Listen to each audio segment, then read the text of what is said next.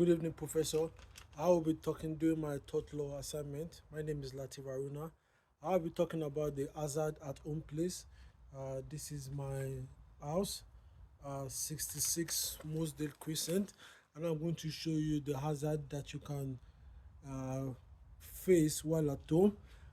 This is me walking down to the house. This house type is a basement. I stay in the basement of the house, and then it's a basement type house. The hazard I'll be talking about is a trip and fall hazard. Uh, I'll be talking about a trip and fall hazard. As you can see, in this is the living area of the house, and we have an on attended extension cord. As you can see, I arrived at the house, and this is an extension cord that is clustered. A person that is just new to the house that is trying to sit unknowingly can trip over because of the clustered wire on the floor that are not placed properly. So the hazard can affect people that are new to the house, that are just coming to the house. They can trip because of the clustered wire. The person who is at fault is the tenants of the house, or precisely me, for keeping the extension cord unattended to, and causing a trip in the common area. This is a common area. As you can see, there's a lot of charger attended to extension area, but because the cord is up there, so that's why we had so many extensions and a lot of wire left unattended to because of the numerous tenants that stay at the place. Also, if you want to know who is at fault, the person at fault is the tenant of the house. And how is this person at fault? The person is at fault because they are left an unintentional thought by leaving a clustered extension unattended to.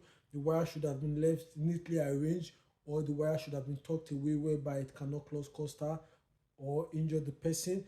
And why and what defense is the person defense is person liable for? The person first of all committed a duty of is liable to cause a duty of care under occupier's liability. As an occupier, you are liable for the care of this house, and that is why the person is at fault. And the defense that the person at fault or the defendant can opt for is called the contributory negligence, whereby the defendant has to prove that the plaintiff is also partly at fault of the issue. As you can see in the scenario, the person that came to the house should have looked down or be careful about where he steps so that he does not trip due to the clustered wire caused by the extension. So the best form of defense for the defendant is the contributory negligence, whereby he has to prove in court of law that that the plaintiff is also partly responsible for the tort.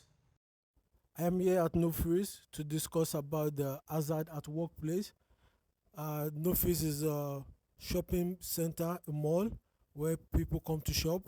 And I'm going to describe the hazard of heavy object falling on your head that has been stacked at the top shelf. That is the hazard I'm going to talk about.